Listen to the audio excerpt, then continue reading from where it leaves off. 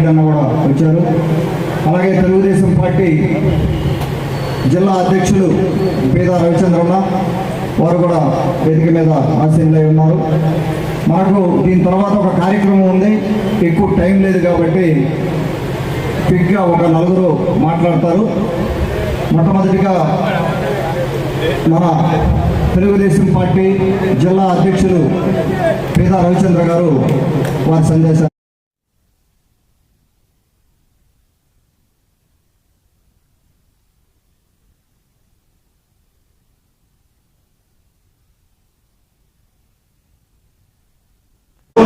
Collector గారు కూడా రావడం, జిల్లా అధ్యక్షుడు తెలుగుదేశం రవి రావడం, అందరూ కూడా రావడం అంటే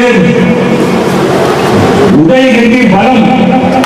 ఈ బలంతోనే ఉదయగిరిని మనం ముందుకు తీసుకోవాలా.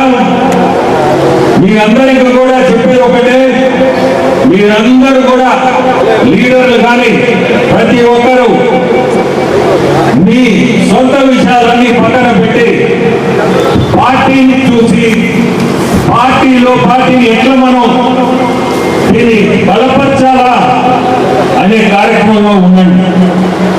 ఒకరికొకరు సంబంధాలు లేకుండా కానీ నేను తెలుగుదేశం అని చెప్పడం అది కరెక్ట్ కాదు. అందరూ కూడా కలిసికట్టుగా పనిచేసి రాబోయే ఎన్నికల్లో మనందరం ఎక్కడ కూడా వెనకబడకుండా ప్రతి గ్రామ పంచాయతీ కానీ ఏదైనా మనము తెలుగుదేశం అనేది ప్రతి దగ్గర గెలుపు అనేది ఉండాలి. అభివృద్ధి మీకు తెలుసు కదా, అభివృద్ధి ఎంత బాగా జరుగుతుందో ఈ ప్రభుత్వంలో నేను చెప్పాల్సిన అవసరం లేదు, మీ అందరూ కళ్ళ ముందే కనపడుతుందని. ఇప్పుడు వెలుగున్న ప్రాజెక్టు మన ముఖ్యమంత్రి చంద్రబాబు నాయుడు గారు పర్సనల్ గా ఈ మధ్య పోయి ఆయన వయసులో అక్కడికి పోయి మొత్తం ఎప్పుడు ఇది పూర్తి అవుతాయి అన్ని పర్సనల్ గా ఆయన ఇంట్రెస్ట్ తీసుకొని వెలుగున్న ప్రాజెక్ట్ ని ఖచ్చితంగా పూర్తి చేసి ఫస్ట్ ఫేజ్ పూర్తి చేసి మీ ఉదయగిరి కానీ ఈ పక్క ఆత్మకూరు కానీ వీటికి నీళ్లు అందించాలనే కార్యక్రమంలో ఈ మధ్యనే 10-15 రోజుల నాడు ల్యాండ్ అక్విజిషన్ కూడా కొంత డబ్బు కూడా రిలీజ్ చేశారు. ఆ ప్రాజెక్ట్ వచ్చిందంటే ఉదయగిరికి నీళ్లకి సమస్య ఉండదు. అది ఖచ్చితంగా కూడా ఈ గవర్నమెంటే దాన్ని ఖచ్చితంగా మనకి అందిస్తుంది. ఉదయగిరి రూపురేఖలు మొత్తం మారుతాయి. మీ అందరినీ కోరుకునేది ఒకటే, ప్రతి ఒక్కరు కూడా పార్టీకి పనిచేయండి, పార్టీని ముందుకు నడిపిండి. అది ఒకటే నేను కోరుకునేది. అదేవిధంగా జాయింట్ కలెక్టర్ శ్రీ వెంకటేశ్వర గారికి మరియు మాజీ శాసనసభ్యులు మేకపాటి చంద్రశేఖర్ గారికి మరియు విజయరామరెడ్డి గారికి మరియు వేదిక వచ్చిన ప్రజాప్రతినిధులకు, అధికారులకు, ఇక్కడికి వచ్చిన ఉదయగిరి ప్రజలందరికీ నమస్కారాలు. చాలా సంతోషం. ఇవాళ ఇక్కడికి రాగానే ఫస్ట్ ఒక రోడ్డు యొక్క శంకుస్థాపన చేయడం, తర్వాత సురేష్ గారు యాక్చువల్గా ఎన్నోసార్లు నిజంగా అడిగారు నన్ను రమ్మని, అయితే వస్తానని చెప్పడం అనుకున్నప్పుడల్లా ప్రోగ్రాము క్యాన్సిల్ అయింది.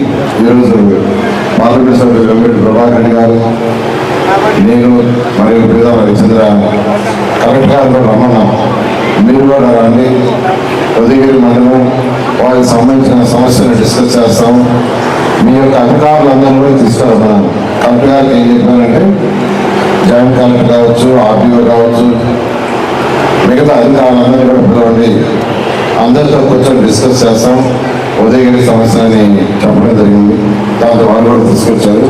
ఈ మీటింగ్ అవుతానే ఆఫీసులో కూర్చొని మీ యొక్క సమస్యలు ఏదైతే ఉన్నాయో అటు శాసనసభ్యులు మరియు ఎవరైతే ప్రజాప్రతినిధులు ఉన్నారో వాళ్ళందరూ ఆ సమస్యలు ఇస్తే వాటన్నిటి కూడా డిస్కస్ చేసి వీలైన తొందరలో వాటిని కూడా అయ్యేటట్లు చేస్తాం. ఇందులో ముఖ్యంగా ఇప్పుడే శాసనసభ్యులు 4 విషయాలు చెప్పారు. ఆ 4 విషయాలు ఖచ్చితంగా నేను ఫాలోఅప్ చేసి పెడతాను. అవి స్కీమ్లో ఉన్నాయి, వాటిని ఖచ్చితంగా ఫాలోఅప్ చేసి పెడతానని తెలియజేస్తున్నాను.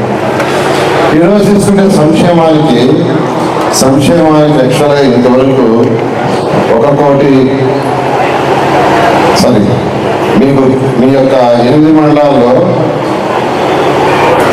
మండలాల్లో ఎన్టీఆర్ భరోసా కానీ, తల్లి వందనం కానీ, అన్నదాత సుఖీలు కానీ, 3 గ్యాస్ సిలిండర్లు, శ్రీశక్తి, ఆటో సేవా శ్రేణిది, వీటన్నిటికీ ఈరోజు మొత్తం 1,098 కోట్లు ఈ ప్రభుత్వం ఇచ్చిన ఖర్చు పెట్టారు. 1,098 కోట్లు కేవలం సంక్షేమానికి ఉదయం. ఈరోజు గవర్నర్ ముఖ్యమంత్రి గారు ఒకటే చెప్తారు, మా రాష్ట్రంలో ఎందరో పేదలు నిరుపేదలు ఉన్నారు, అదేవిధంగా ఉద్యోగాల కోసం ఎదుగుతున్న యువత ఉన్నారు. రాష్ట్రం ఈరోజు ఆర్థికంగా గత 5 సంవత్సరాలు చితికిపోయింది. గత ప్రభుత్వం 5 లక్షల పైగా 10 లక్షల కోట్ల పైగా అప్పు చేసి వెళ్ళిపోయింది. 10 లక్షల కోట్ల పైగా. ఎప్పుడైనా ఏ రాష్ట్రమైనా డెవలప్ కావాలంటే ఇండస్ట్రీస్ రావాలి. ఇండస్ట్రీస్ అనేది ఏ రాష్ట్రం డెవలప్ కాదు. ఈరోజు అమెరికా అంత డెవలప్ అయిందంటే అక్కడ ఇండస్ట్రియల్ రెవల్యూషన్ వచ్చింది. ఆ ప్రభుత్వం అక్కడ ఇండస్ట్రీస్ మీద ఎక్కువ ఫోకస్ చేసింది. చైనా ఈరోజు ఆ స్టేజ్లో ఉంది ఆర్థికంగా అంటే వాళ్ళ ఇండస్ట్రీసే. అందుకనే గవర్నర్ ముఖ్యమంత్రి గారు ఈ రాష్ట్రంలో ఇండస్ట్రీస్ వస్తే తప్ప సంక్షేమం చేయలేము, డెవలప్ చేయలేము, యువతకు ఉద్యోగాలు రావని ఈరోజు వారు ప్రభుత్వం రాగానే టోటల్ కాన్సన్ట్రేషన్ ఇండస్ట్రీస్. యువనాయకుడు లోకేష్ కూడా ఈరోజు అనేక విదేశాలు తిరుగుతూ అనేక ఇండస్ట్రీస్ ఈ రాష్ట్రానికి తీసుకొస్తున్నారు. ఇండస్ట్రీస్ వస్తే ఎక్కడైతే ఇండస్ట్రీస్ వస్తాయో ఆ ఏరియాలో యువతకు ఉద్యోగాలు వస్తాయి. ఉద్యోగాలు వచ్చినప్పుడు వాళ్ళ ఆదాయం పెరుగుతుంది. ఎక్కడైతే ఇండస్ట్రీస్ వస్తాయో అక్కడ ఇండస్ట్రీస్లో పనిచేసే వాళ్ళందరూ కూడా అనేక ఫెసిలిటీస్ కలిగించాలి. స్కూల్స్ కావచ్చు, హాస్పిటల్స్ కావచ్చు, అదర్ యాక్టివిటీస్. సో ఒక ఇండస్ట్రీస్ వచ్చిందంటే ఇండస్ట్రీ కాదు, దానికి సంబంధించి పక్కన హౌసెస్ కావాలి, అనేక ఫెసిలిటీస్ కావాలి. వీటన్ని మన ఒక్క రాష్ట్రానికి, అది కేవలం మన ముఖ్యమంత్రి గారి మీద ఉన్న నమ్మకంతో. అయితే ఇవన్నీ గ్రౌండ్ కావాలంటే కొన్ని 1 year పడతాయి, కొన్ని 2 years పడతాయి, కొన్ని 3 years పడతాయి, కొన్ని 4 years పడతాయి, కొన్ని 5 years కూడా పడతాయి. ఒక ఇండస్ట్రీ అనగానే ఇవాళ మనం శాంక్షన్ చేయగానే ఫస్ట్ పెట్టలేదు. దానికి సంబంధించి వాళ్ళు మిషనరీ కావచ్చు, టెక్నికల్ పీపుల్ కావచ్చు, ఫైనాన్షియల్ ప్లానింగ్ కావచ్చు, ఇట్ టేక్స్ టైం. ఈరోజు అయితే ఎక్కడైతే ల్యాండ్స్ అధికంగా ఉన్నాయో అక్కడే ఇండస్ట్రీస్ పెట్టగలం. ల్యాండ్స్ లేని దగ్గర ఇండస్ట్రీస్ పెట్టారు. ఈరోజు ఉదయగిరికి అటువంటి ఆపర్చునిటీ ఉంది. ఉదయగిరిలో మంచి ల్యాండ్స్ ఉన్నాయి. కలెక్టర్ గారు కూడా యాక్చువల్గా పరిశీలన చేస్తున్నారు. ముఖ్యమంత్రి గారు ప్రత్యేకంగా కలెక్టర్ చెప్పారు, ఉదయగిరి వెనుకబడిన కాన్స్టిట్యున్సీ, అది ఎంతో డెవలప్ కావడానికి ఈ రాష్ట్రంలో అన్ని అనుకూలు ఉన్నాయి. ల్యాండ్ ఫస్ట్, ల్యాండ్ కావాలి. ల్యాండ్ ఏం చేయలేదు. ల్యాండ్ లేకుండా ఏమి డెవలప్ కాదు. ఉదాహరణకి నా కాన్స్టిట్యున్సీ నెల్లూరు సిటీ తీసుకుంటే ఆ ఇండస్ట్రీ పెట్టడానికి 1 సెంట్ కూడా లేదు. ప్రభుత్వం పోయి 1 సెంట్ అంటే 1 సెంట్ కూడా లేదు. ఈ మధ్య ముఖ్యమంత్రి గారు డిస్కస్ చేస్తే నా పక్కనున్న కోవూరులో ల్యాండ్ ఉంది సార్, అటుపక్క రూరల్ ఎమ్మెల్యే అట్లా ల్యాండ్ ఉంది. ఆ 2 ల్యాండ్స్ లో ఇండస్ట్రీస్ పెట్టండి.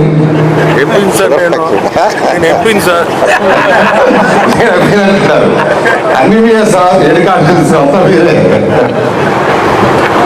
ఆ విధంగా యాక్చువల్గా నేను ముఖ్యమంత్రి గారితో ఆ కోవూరులో ఇండస్ట్రీస్ అంటే రూరల్ ఎమ్మెల్యే పక్కన ఇండస్ట్రీస్ పెడితే మా టౌన్లో కూడా ఉద్యోగాలు వస్తాయని రిక్వెస్ట్ చేయడం జరిగింది.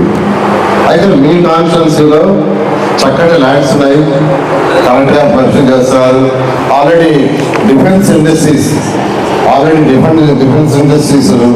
4 యాక్చువల్గా ఇక్కడికి ఆల్రెడీ వచ్చేసినాయి. వచ్చినాయంటే రేపు ఉదయాన్నే పెట్టారు. వాళ్ళకి అనేక పర్మిషన్స్ అన్నీ కావాలి. దాదాపు 4,000 మందికి జాబ్స్ రాబోతున్నాయి. 2,500 కోట్లు పెట్టుబడి పెడుతున్నారు. ఆ 4 ఇండస్ట్రీస్ 2,500 కోట్లు, 4,000 మంది ఉద్యోగాలు రాబోతున్నాయి. ఈ రాష్ట్రానికి ఎంతో ఆదాయం అడగా రాబోతుంది. ఆ వచ్చిన ఆదాయంతో మళ్ళా ప్రభుత్వం సంక్షేమాలు, మరియు డెవలప్మెంట్ జరుగుతాయి. ఇండస్ట్రీస్ వచ్చినాయనుకోండి, అనేక మంది ఉద్యోగాలు వస్తాయి, అనేక మంది టెక్నికల్ ఫీల్డ్కి వస్తారు, ఎక్స్పర్ట్స్ వస్తారు, వాళ్ళకి కావాల్సిన హోటల్స్ ఏర్పాటు చేయాలా. ఎప్పుడైతే హోటల్స్ ఏర్పడతాయో మన ఉద్యోగాలు వస్తాయి. వాళ్ళు చేసే ఉద్యోగస్తులకి హాస్పిటల్స్ కావాలా, వాళ్ళ పిల్లలకి చదువు స్కూల్స్ కావాలా, ఎంటర్టైన్మెంట్ కావాలా.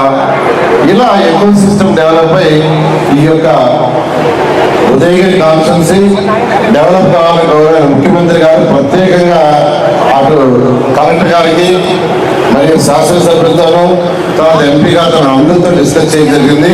ఎంపీ గారిని అయితే మీరు ఢిల్లీలో ఉంటున్నారు, ఎంపీగా మీ గుడ్డును ఉపయోగించి అనేక ఇండస్ట్రీస్ తీసుకురాని ఉదయగిరి కాన్స్టిట్యున్సీని డెవలప్ చేస్తానంటూ అనేక దఫాలు ముఖ్యమంత్రి గారు ఎంపీ గారితో డిస్కస్ చేయడం జరిగింది. ఎమ్మెల్యే గారితో ఖచ్చితంగా నేను ఒకటే చెప్తున్నాను, ఈ యొక్క ఉదయగిరి మండలానికి ఈ 2 సంవత్సరాల్లో 34.64 కోట్లతో అనేక డెవలప్మెంట్ వర్క్స్ హెల్ప్ చేశారు. వాటి మెజారిటీ అని ఇంకా కొన్ని ఉన్నాయి. అవన్నీ కూడా వీలైనంత తొందరలో కంప్లీట్ చేస్తామని తెలియజేస్తూ నేను అందరికీ ఒకటే చెప్పేది, 2014-19లో నేను ఈ రాష్ట్రంలో మంత్రిని. పేదవాడు చక్కగా మంచి ఎన్విరాన్మెంట్ లో నిలబడి ఆ కూర్చొని భోజనం చేసే విధంగా చేయమన్నారు. ఇంకేం చెప్పలా, ఎంత ఖర్చు అయినా పర్వాలేదు అన్నారు. ఆ రోజు 204 అన్నా క్యాంటీన్స్ ని పెడితే రోజుకి 2,25,000 మంది భోజనం చేస్తుంటే గత ప్రభుత్వం మూసేస్తాయి 5 సంవత్సరాలు. ఎందుకు మూసేస్తో తెలియదు. కేవలం 5 రూపాయలు భోజనం పెడుతున్నాం. వాళ్ళు చేయదలుచుకుంటే 1 రూపాయి చేస్తుండొచ్చు, నేను కాదంటున్నా. అయితే మళ్ళీ ప్రభుత్వం రాగానే వెంటనే 100 రోజుల్లో వాటిని ఓపెన్ చేయమంటే 50 రోజులు ఓపెన్ చేస్తాం. అవి అయిన తర్వాత శాసనసభ్యులు ఉదయగిరి శాసనసభ్యులు లాంటి వాళ్ళు మళ్ళా కొంతమంది మాకు అన్నా క్యాంటీన్స్ కావాలంటే 70 అన్నా క్యాంటీన్స్ శాంక్షన్ చేశారు. మీకు కూడా ఇక్కడ యాక్షన్ ఒకటి వచ్చింది. మళ్ళా ఇప్పుడు మీ శాసనసభ్యులు మళ్ళా అడుగుతున్నారు అనుకుంటే.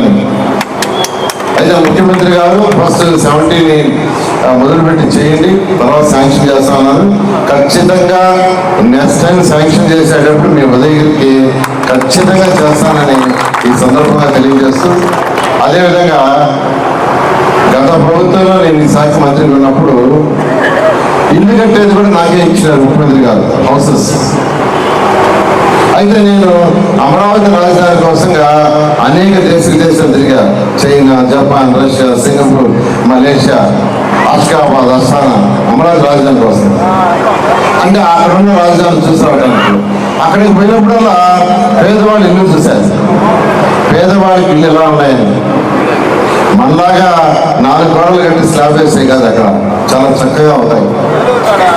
నేను గౌరవ ముఖ్యమంత్రి గారికి అప్పుడు వివరించాను, సార్ ఇతర దేశాల్లో డెవలప్ అయిన కంట్రీస్ లో నిరుపేదలకి ఇలా ఉన్న ఇల్లు మన రాష్ట్రంలో ఇలా కడుతున్నాం, కట్టిన 2వ సంవత్సరానికి బయలుపోతున్నాయి అని అంటే ఒకటే అన్నారు, ఎంత ఖర్చైనా పడాలా ప్రతి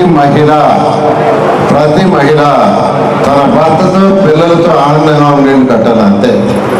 ఎంత బడ్జెట్ కూడా చెప్పాలా. నేను కేంద్రాన్ని సంప్రదించి 7 లక్షల హౌసెస్ తీసుకొచ్చి 38,000 కోట్లు, 38,000 అంత ఇంత కాదు, 38,000 కోట్లకి టెండర్లు ఇచ్చి వర్క్ స్టార్ట్ చేస్తే గత ప్రభుత్వం వచ్చి ఆ 7 లక్షలు 2,61,000 కుదిర్చేస్తుంది. ఆత్మకూరులో రోడ్డు పోయేటప్పుడు చక్కగా ఉంటాయి. వాటికి రంగులు కూడా తెలుగుదేశం కలర్స్ ఇలా పెద్ద అపార్ట్మెంట్కి ఎట్లంటే వాటి కలర్స్ చేస్తే గత ప్రభుత్వం వచ్చి ఆ రంగులన్నీ మార్చేసింది. ఇదంతా చూస్తుంటారు ఆత్మకూరులో ఆ పోయేటప్పుడు. ఇలా గత ప్రభుత్వం ఖజానా ఇంత ఇబ్బందులు లేదు, ముఖ్యమంత్రి గారు ఏదంటే ఇచ్చారు. అయితే ఇప్పుడు ఏంటంటే ఖజానా ఖాళీ చేసిపోయారు, 10 లక్షల కోట్లు అప్పు చేసిపోయారు. అప్పులు తీరుస్తూ ఇప్పుడు సంక్షేమం డెవలప్మెంట్ రెండింటినీ ఈరోజు గౌరవ ముఖ్యమంత్రి గారు వారికి ఉన్న అపార అనుభూతులు చేస్తున్నారు.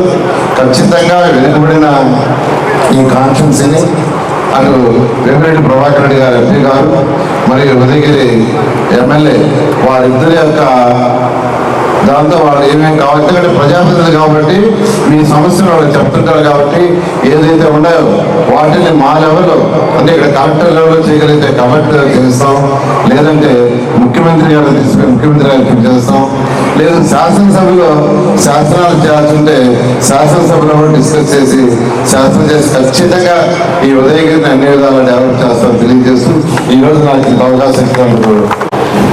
ఇది పర్యాటక కేంద్రంగా చేయాలని 14-19లో కూడా అనుకున్నాను ఉదయగిరిని, ఎందుకంటే ఇక్కడ అనేక వసతులు ఉన్నాయి. ఇప్పుడు వచ్చేటప్పుడు రోడ్లో కార్లో యాక్చువల్గా నేను, ప్రభాకర్ రెడ్డి గారు, తర్వాత విజయరామరెడ్డి, మేఘవాడి చంద్రశేఖర్ అందరూ వస్తుంటే అందరూ అదే డిస్కస్ చేశారు. ముగ్గురు డిస్కస్ చేసింది ఏంటంటే ఇక్కడ మంచి టూరిజం ఉంది, టూరిజం కావాలి, టూరిజం డెవలప్. ఎందుకంటే కొన్ని కంట్రీస్లో వాటికి ఆదాయం టూరిజమే. సింగపూర్ తీసుకున్నారు అనుకోండి, సింగపూర్లో ఏమీ లేదు. మన విశాఖపట్నం అంతా సింగపూర్ కంట్రీ, మన మున్సిపాలిటీ విశాఖపట్నం కార్పొరేషన్ అది కంట్రీ. మన విశాఖపట్నం మున్సిపల్ కార్పొరేషన్ 680 చదరపు కిలోమీటర్లు, 680. సింగపూర్ కంట్రీ 724 చదరపు కిలోమీటర్లు, దాదాపు అంతే. ఈరోజు ప్రపంచంలో ఆర్థికంగా చాలా స్ట్రాంగ్ కంట్రీ సింగపూర్. దానికి కారణం ఏంటంటే వాడికి ఉండే పోర్టు, టూరిజం. సింగపూర్లో ఉండేది ఏంటంటే వాళ్ళకి వ్యవసాయం లేదు, వ్యవసాయం చేయాలంటే ఒక ఎకరా కూడా ఉండదు. వాళ్ళకు ఉన్న ఆదాయం ఒకటే పోర్టు, వాళ్ళకు ఒక పోర్టు ఉంది. పోర్టు వల్ల సంవత్సరానికి 45,000 కోట్ల ఆదాయం వస్తుంది. మొన్న పోయి నేను డిస్కస్ చేసి వచ్చాను.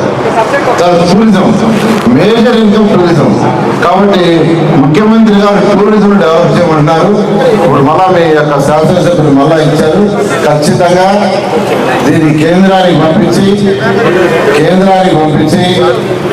ఎంపీ గారు వేమిరెడ్డి ప్రభాకర్ గారు వినాలా. ఇది ఇమీడియట్ గా స్టేట్ గవర్నమెంట్ లో దీని ప్రాజెక్టుని చేయించి ఆల్రెడీ చేస్తుంది, దాన్ని రివైజ్ చేయించి కేంద్రానికి 52 కోట్లకి ఎస్టిమేషన్ చేస్తుంది. దాన్ని పంపిస్తాము. వేమిరెడ్డి ప్రభాకర్ రెడ్డి గారు కేంద్రంలో మనకు శాంక్షన్ చేయిస్తారు. ఇక్కడ వీలైన తొందరలో శంకుస్థాపన చేయిస్తాం. బాధ్యత వేమిరెడ్డి ప్రభాకర్ గారిది. స్టేట్ నుంచి పంపించడం నా బాధ్యత. Thank you. ఎప్పుడు సార్ చేస్తాం